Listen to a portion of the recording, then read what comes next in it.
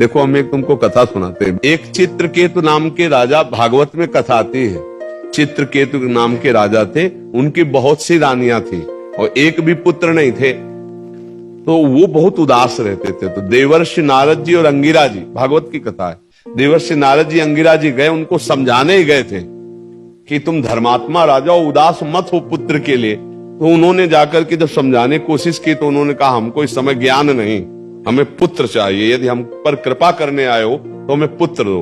तो उनका पुत्र तो सुख तो तुम्हारे भाग्य में है नहीं, पर तुम हठ कर रहे हो तो मैं तुम्हें पुत्र देता हूं, पर हर्ष और शोक दोनों की प्राप्ति होगी। अब वो ये नहीं समझ पाए कि हर्ष और शोक दोनों की प्राप्ति होगी, पुत्र देता हूं, इस बात पर उनकी बुद्धि टिक गई। बड़ी रानी कृतद्युति नाम था, उनके पुत्र हुआ।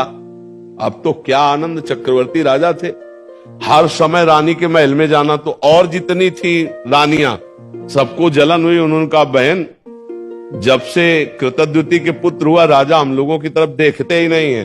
तो बोले हम लोगों के मिलन में बाधक कौन है? बोले लड़का ही है। तो बोले क्या करें? बोले जहर दे दो। तो धाय मां को अपने पक्ष में मिलाया और जहर चटवा दिया, राजकुमार मर गया। जी ही राजा के पास खबर गई कि राजकुमार मर गया।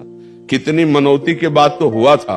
अब वो रोते बिलखते आए, बहुत पैर पकड़ करके माथा बार बार जमीन में पटकने लगे। जब कोई धर्मात्मा दुखी होता है तो उसे संत संग दे दिया जाता है। जैसे आप आए हो ना, तो भगवान की कृपा से संग मिला है। जी गुरुदेव। अब मोहि भा भरोसा हनुमंता, बिन हरि कृपा मिले नहीं संता। तो दुख का निवारण इससे। तो अंगिरा जी देवर्षि नारद जी पुनः आ गए और कहा राजन, मैं तुम्हें यही बताया था कि हर्ष और शोक की प्राप्ति हुई। हर्ष हुआ, पुत्र हुआ, शोक हुआ क्योंकि तुम्हारे भाग्य में पुत्र सुख नहीं है।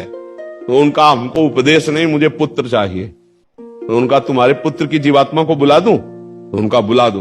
तो अब देवर्षि नारद जी तो सिद्ध आकर्षण किया, तो यमपुरी से जो था वो आ गया जीवात्मा और आकाश में विराजमान है। देवर्षि नारद जी देख रहे, कहा देखो बच्चा, तुम्हारे पिताजी कितना रो रहे हैं, तुम इस शरीर में आ जाओ, हम आदेश करते। तो उनका देवर्षि नारद जी, ये केवल अपने स्वार्थ के लिए रो रहा है, ये कई बार हमारा बेटा बन चुका है, कई बार पत्नी बन चुका है, मैं किसी का बेटा नहीं हूं, मैं अपने कर्म का भोग इसके यहां भोगने आया था, मैं जा रहा हूं। जो ही सुना चित्रकेतु ने, बोले बेटा बोल रहा है हमारा? बोले तुम्हारे बेटा की जीवात्मा बोल रही। उनका मोह दूर हो गया और फिर उन्होंने भजन करके भगवान को प्राप्त किया। तो भगवान ने तुम्हें मोह दूर करने के लिए भेजा है, तुम्हारा कोई नहीं है। हाँ, भगवान ने लीला करके आए थे, अब खूब नाम जप करो, मस्त रहो, चिंता मत करो, और तुमको भी जाना है। ये बात जान लो कि तुमको भी जाना, तो जाने की तैयारी। जो चले गए उनके विषय में क्या खो, उनकी तो ट्रेन छूट गई, तुम्हारी न छूट जाए, इसलिए तुम पहले अपनी बेग भर लो।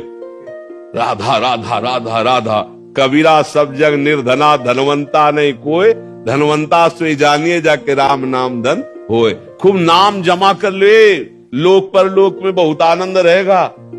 परम धन राधा नाम आधार, राधा राधा राधा, जहां जाओगे चकाचक आनंद रहेगा। अब यही का बैंक बैलेंस किया। ये देश ऐसा है कि कपड़ा तक उतरा लिए जाते हैं, मतलब शरीर कपड़ा है ना आत्मा का, ये भी आग लगा दिया जाता है। अब केवल जीवात्मा अपने कर्म को लेके जाता है। कर्म हमारे हमको बहुत दुख देंगे, देख लो।